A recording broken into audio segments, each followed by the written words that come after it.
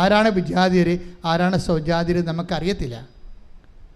സിനിയുടെ സാക്ഷ്യം നിങ്ങൾ കേട്ടാൽ മനസ്സിലാകും. ഭർത്താവും ഭാര്യയും കൂടി വന്നാണ് പറയണത്. പത്തനംതിട്ടയെന്ന് എന്താ പറയുന്നത്?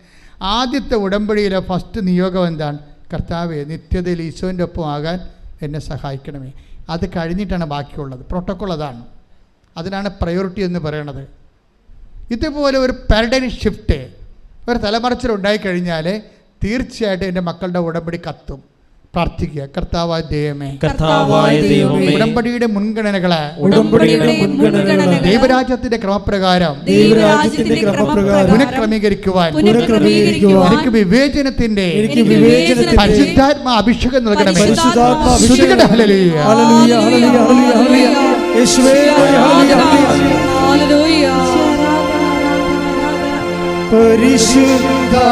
പരിശുദ്ധാത്മാവേ,